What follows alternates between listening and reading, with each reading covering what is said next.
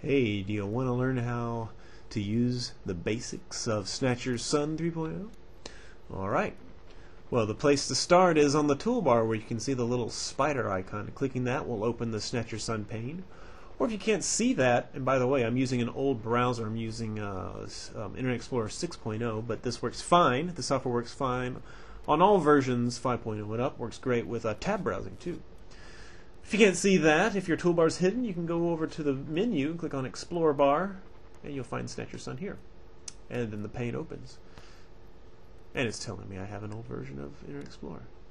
Okay. Here are all the links that are mimicked on the page. Basically what this pane, or basically Snatcher Son does, is it renders a list of all the dependencies on the web page you're currently viewing. So if I were to click on another page, for example, if I were to go down to the video clips page, Snatcher Son will follow you, of course, and it'll show you the dependencies on that page. Basically, whatever page you're viewing, it'll show you the dependencies on that page. So the nice thing about this page is there's a bunch of good stuff to download, like AVI files. So I can scroll down here, and there are some of the AVIs right there. And if I wanted to, I could select them all. Select all the video files. Actually, there's an easier way. You can also click on the headers up here and they'll be sorted. Either if you click on web page item, they'll be sorted alphabetically according to the name. If we click on file type, they'll be sorted according to file type. And so there are all the video files selected. Now if I wanted to know what size they were, you can see unknown over here for file size. File size of each of the files, for whatever that's useful for. If you want to, okay, now to download, you can click on the download button, and it will download to your download folder, which is C:\downloads. This is kind of handy though. Download to target. What that does is basically lets you type in a name of a folder.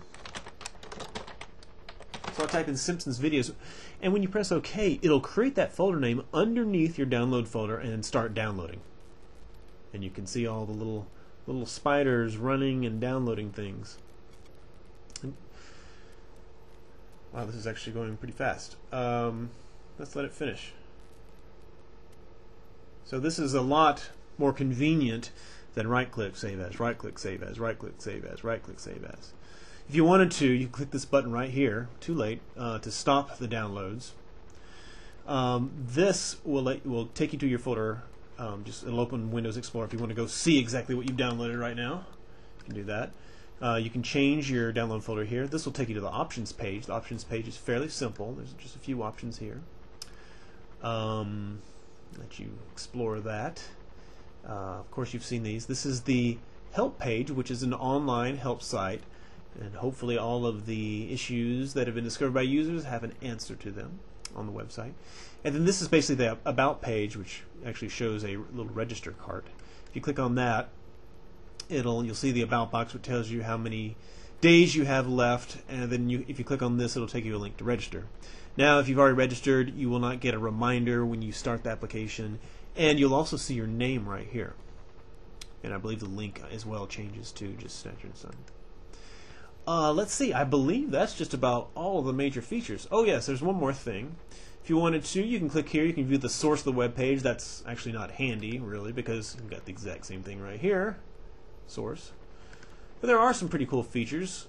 You can, if there are email addresses on the page, it'll scrape all the email addresses off, and it'll also scrape the various scripts that are on the page.